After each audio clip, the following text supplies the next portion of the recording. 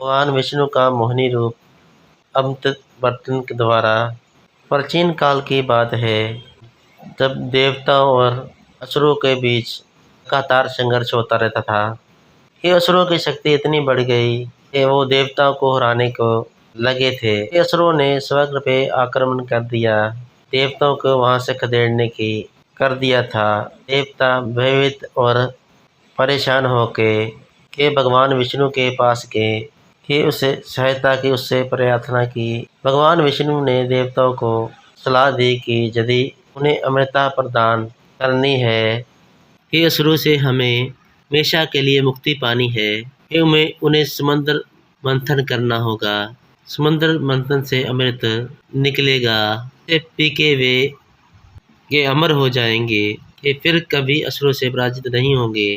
देवताओं ने भगवान विष्णु की बात मानी, लेकिन मंथन के असुरों के लिए महत्वी अशक्त थी। समुद्र मंथन के लिए बहुत अधिक शक्ति चाहिए थी।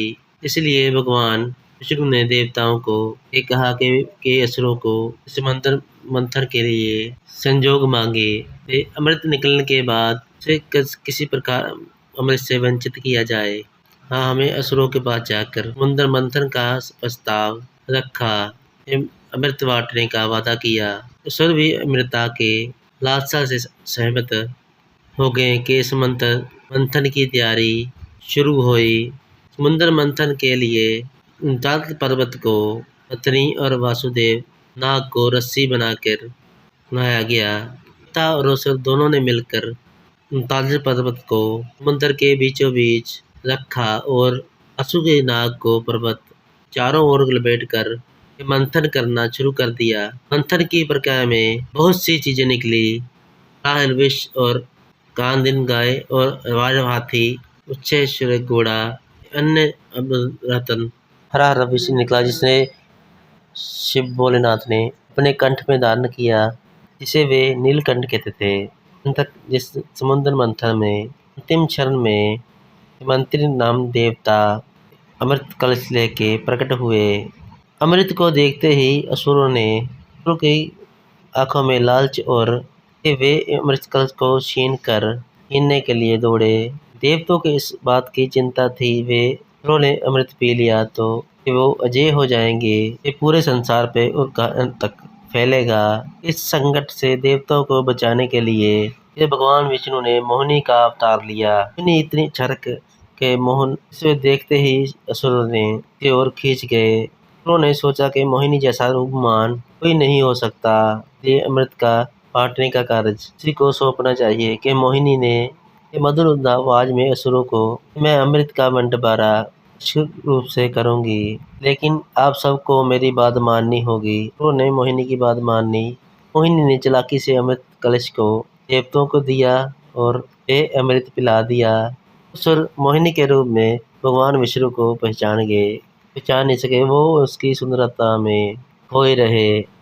देवता अमृत पान के असुरों के हाथ कुछ नहीं आया, ताकि असुरों के राहु नाम का एक ने चालाकी की, उसे देवताओं का रूप धारण कर लिया। देवताओं की लाइन में बैठकर अमृत पी लिया।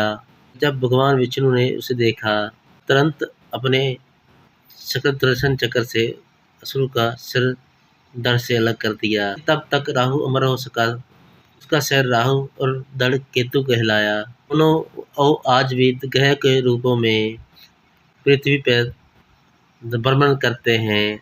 जब असुरों को पता लगा उसके साथ छल हुआ है, अमृत देवताओं को मिल चुका है, तब वो क्रुद्ध हो चुके थे। उन्होंने देवताओं के युद्ध करने का प्रयास किया।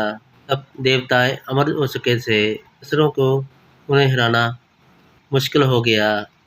असुर पराजित हो गए, ये पाताल और की तरफ भाग गए।